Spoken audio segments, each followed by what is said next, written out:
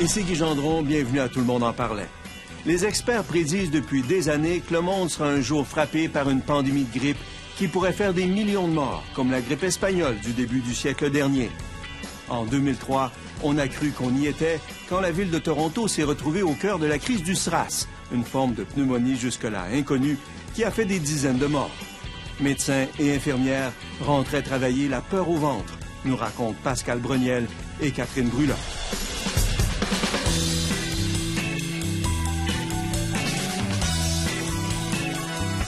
Les vrais héros dans cette crise-là sont les médecins et les infirmières.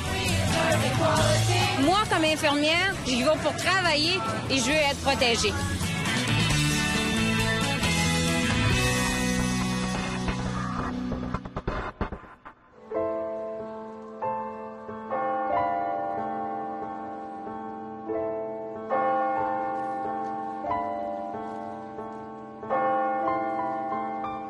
« 2003. Les funérailles de l'infirmière Nélia Larosa, morte en devoir, attirent des centaines de personnes. Ses collègues se déplacent en grand nombre pour lui rendre un dernier hommage. She died for us. No one had, no healthcare worker has died before. She's the first one. I knew that she could not know all these people. Beaucoup de ces gens-là ne la connaissaient pas personnellement. Ils ont vaincu leur peur d'être infectés, ils se sont rassemblés. Ils se sont touchés. J'étais tellement fier.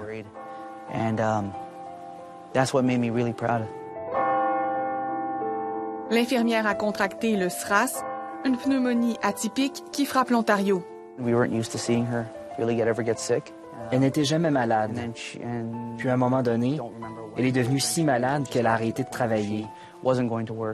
Je rentrais de l'école, elle était au lit. I would come home from school and she'd still be in bed.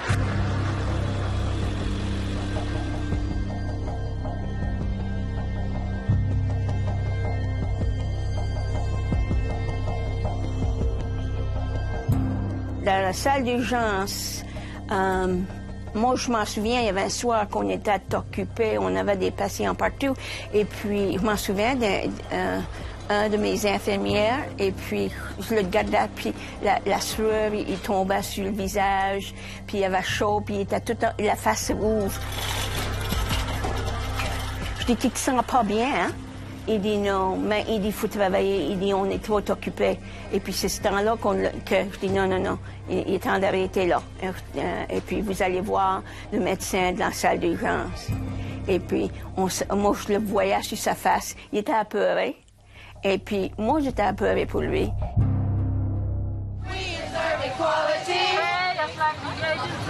Inquiète, des infirmières réclament de meilleures conditions. Il faut s'assurer de donner une garantie au public que c'est sécuritaire dans ces bâtisses-là parce qu'on y va malade et on s'attend à avoir un bon service. Et moi, comme infirmière, j'y vais pour travailler et je veux être protégée. C'est ce sens de sécurité-là qu'on n'avait pas. Okay? On ne savait pas qu'est-ce qu'on allait voir chaque jour quand on rentre au travail. Okay? Mais on fallait rentrer au travail chaque jour, sans question. On ne peut pas donner des garanties. On ne peut pas donner que si vous allez ramener quelque chose à la maison, à vos enfants, à votre mari. Et c'était cette perte de sécurité qui était le pire du SRAS. On ne savait rien. Les vrais héros dans cette crise-là sont les travailleurs de la santé qui ont pris soin des patients, les médecins, les infirmières. Lorsqu'elle apparaît en Asie, la pneumonie laisse la communauté médicale canadienne presque indifférente. J'avais entendu parler d'une pneumonie atypique, là-bas, à Hong Kong, mais c'était si loin.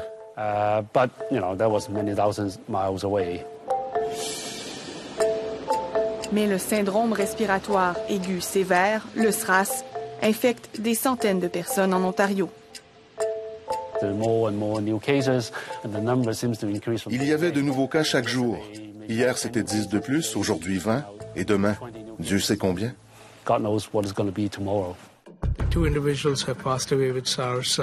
I regret to announce that there's been another death. One of the 8 probable cases, unfortunately, passed away last night. Le 5 mars, la crise éclate. Une femme meurt au retour d'un voyage en Asie. Son fils meurt quelques jours plus tard.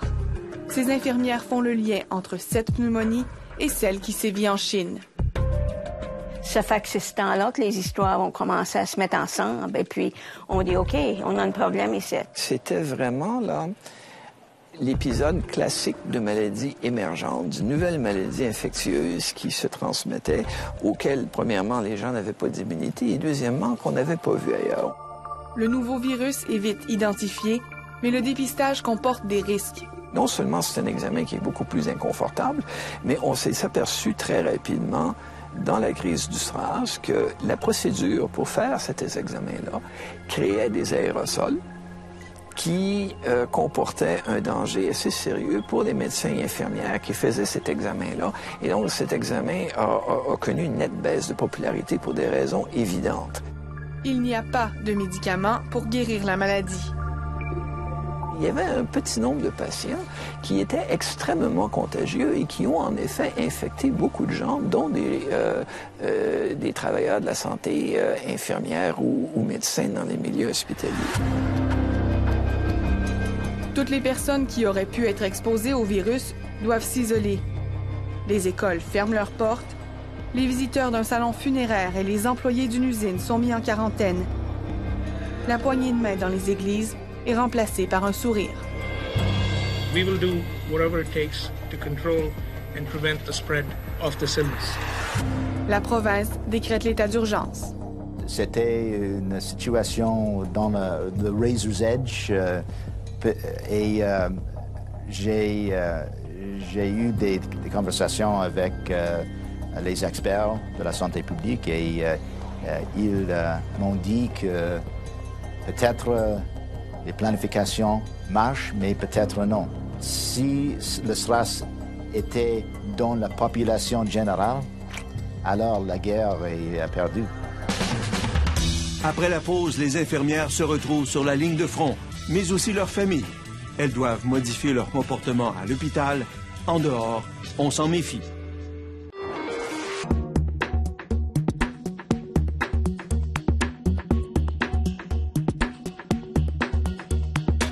We have instituted new measures within the SARS unit, which include full face masks, double gloving, more cleaning within those units, and even stricter precautions about people coming and going.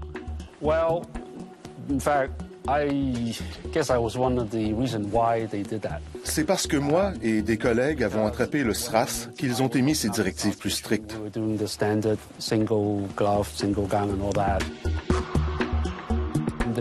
Nous portions l'équipement de protection recommandé au départ, mais ce n'était pas assez. It failed. Un jour, c'était d'accord de venir juste au travail et juste de mettre une masque chirurgicale. Le jour après, on disait non, on faisait porter le N95. Et après cela, on dit qu'il faut se mettre en robe aussi. Et ça changeait à chaque jour. Les infirmières craignent pour leur santé, mais surtout pour celle de leurs proches. J'avais peur que je rapporterais quelque chose à la maison. C'est ça la grande peur, que je rapporterais quelque chose à la maison, à ma famille qui ne travaille pas dans les centres hospitaliers. L'idée que je puisse survivre à la maladie, mais infecter ma famille, c'était une pensée insupportable.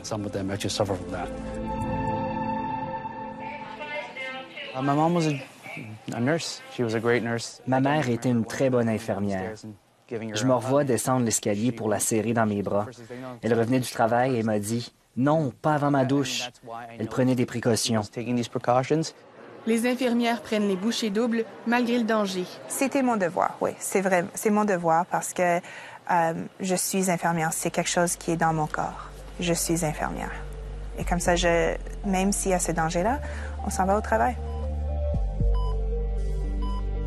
La liste des malades s'allonge et le personnel s'épuise.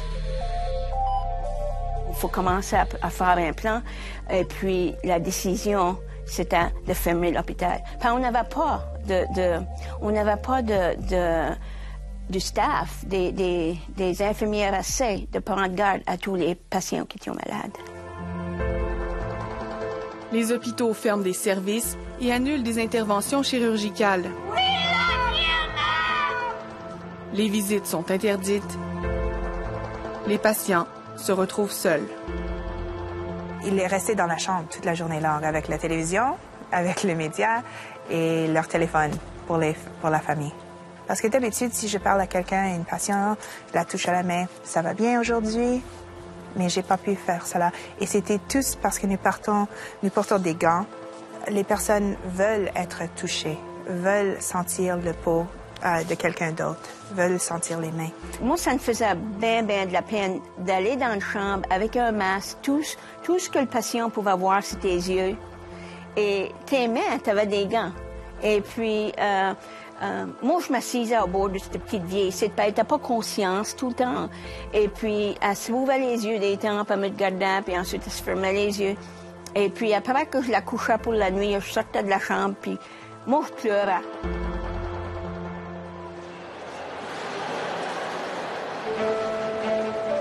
La peur du SRAS se répand hors des murs de l'hôpital. La simple présence d'une infirmière dans un lieu public crée un malaise. À ce moment-là, je ne portais jamais les uniformes au métro. Parce que si quelqu'un pensait que j'étais infirmière, avec cet uniforme-là, ils ne vont pas s'asseoir à côté de moi. Ils vont me laisser toute seule dans un coin. Ils ne vont pas me parler du tout. Les travailleurs de la santé doivent renoncer à toute vie sociale. À la maison, ils redoublent de vigilance. Ça voulait dire qu'à la maison, tu portes un masque et tu n'allais pas proche de ta famille. Il fallait que tu fuis dans une autre chambre. Tu ne pouvais pas aller à des activités sociales, l'église, le théâtre, rien de ça. Tu travaillais, puis tu t'en allais. Puis tu faisais ça tous les jours pour des jours. Yeah, of course it's hard. C'était difficile. Votre famille est là, mais il y a un obstacle physique et émotif entre elle et vous. Very much a physical, emotional barrier between you and your family. Comme sa mère, Kenneth LaRosa attrape le SRAS. I mean, I remember it just kind of zoomed by so quickly. Je me rappelle, c'est arrivé si vite. Waiting for my dad to get home. J'attendais mon père à la maison, puis tout d'un coup, j'ai été hospitalisé. The only person at that point I was really concerned about was my mom. Ma mère l'était aussi, 3 chambres plus loin, mais je pouvais pas la voir. 3 doors away from me. Ça m'inquiétait beaucoup. J'avais seulement 16 ans et j'avais très peur. As a 16-year-old, it was just very frightening. I remember calling her and making her promise that. Au téléphone, je l'ai convaincue de me faire une promesse. That was the biggest thing that I asked her to do. Si je me mettais à aller mieux, elle devait prendre du mieux elle aussi. Et je lui ai promis de guérir. After she got better, I would get better. Un soir, je me souviens, c'était un samedi. J'avais de gros problèmes respiratoires. Ils ont appelé les soins intensifs pour une évaluation. Heureusement, un collègue m'a soigné et ils n'ont pas eu à m'envoyer aux soins intensifs. Quelques jours plus tard, la fièvre est tombée et je savais que j'allais mieux.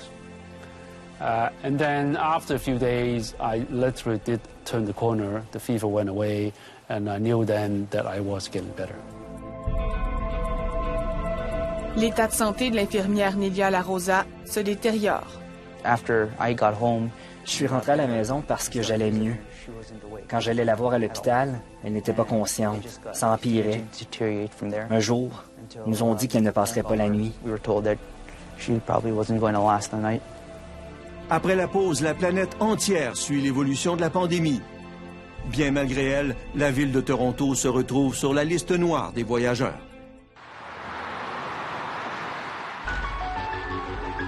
Fin avril 2003, le nombre de nouveaux cas de SRAS diminue à Toronto.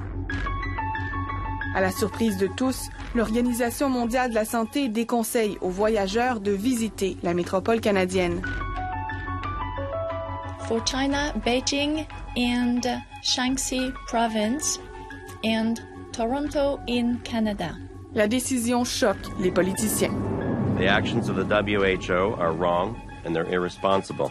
I am demanding that the WHO immediately rescind this advisory. They issued a press release saying that they're not coming back for 3 weeks. I want them here tomorrow.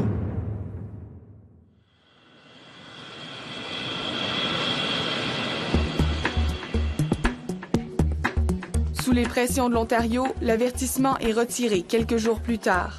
Malgré tout, l'industrie touristique canadienne va perdre des centaines de millions de dollars. Et le virus n'a pas dit son dernier mot. On a baissé notre regard probablement trop tôt et il y a eu un certain nombre de cas qui sont réapparus par après. Et dans notre hôpital, dans notre laboratoire, on avait reçu des échantillons qui établissaient que le SRAS était revenu. J'ai aussi pensé que ça finira jamais, que ça serait la nouvelle normale, que ça serait la vie pour le reste de la vie. C'est pas fini.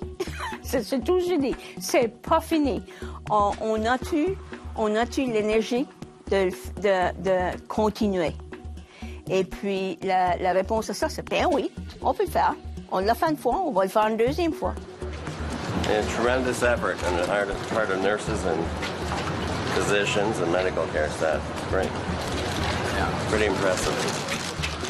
La crise prend fin au cours de l'été. Toronto a vaincu le SRAS.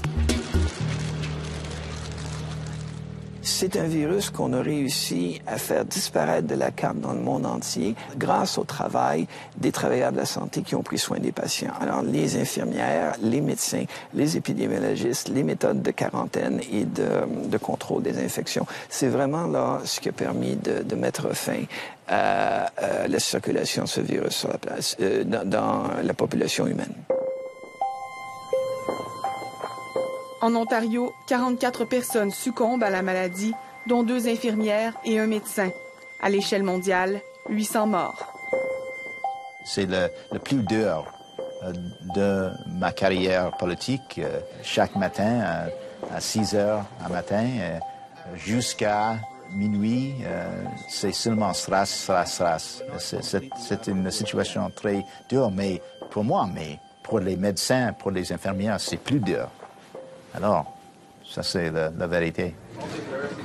La communauté scientifique tire des leçons de la crise.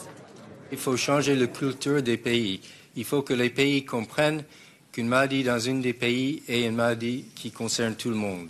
Et comme ça, avec des activités comme on a fait avec le SARS, je crois que ça va commencer à changer. Une des caractéristiques du monde moderne, c'est la très grande circulation des gens et des animaux à travers la planète. Lorsqu'un virus commence à faire une flambée à un certain moment, il y a un potentiel pour ce virus-là de se répandre dans un pays ou sur la planète très, très rapidement.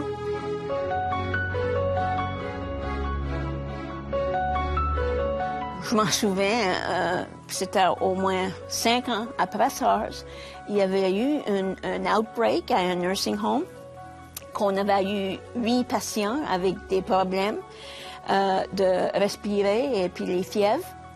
Oh, tout d'un coup, les masques viennent, les gants sautent, les robes dans cela et tout était tout en place. Je continue de voir être infirmière comme être mon devoir, c'est sûr. Mais je ne suis pas tellement naïf de penser que l'hôpital, que le système de santé va me protéger. Les leçons qu'il faut retenir, c'est que les maladies émergentes, ça n'est pas une considération théorique, c'est réel. Ça a été un exemple spectaculaire, il y en a eu d'autres. Le SRAS a été particulièrement spectaculaire parce qu'il a touché rapidement des villes très développées, de pays très avancés. On pensait que ça, c'est quelque chose du passé. Et je pense que ce qu'il faudrait éviter de penser, c'est de penser que le SRAS était quelque chose d'exceptionnel. C'est quelque chose qui peut arriver encore.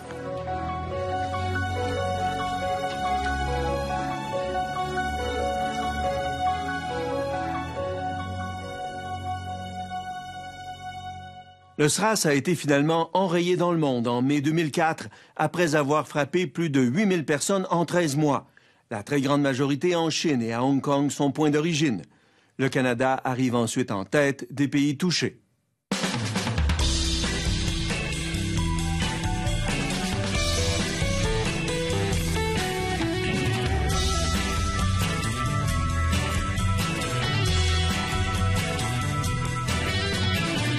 On n'hésite jamais de dire à personne que nous sommes infirmières. Et à ce moment-là, on disait à personne ce qu'on faisait. À personne.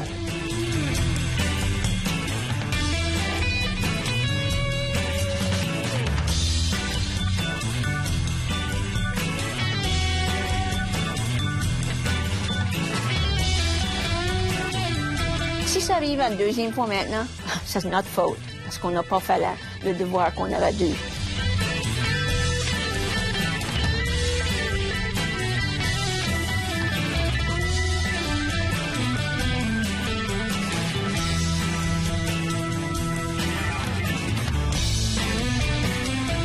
Si le virus avait été plus contagieux, je pense que soit Toronto, soit une autre ville quelque part dans le monde qui était affectée aurait perdu le contrôle du virus.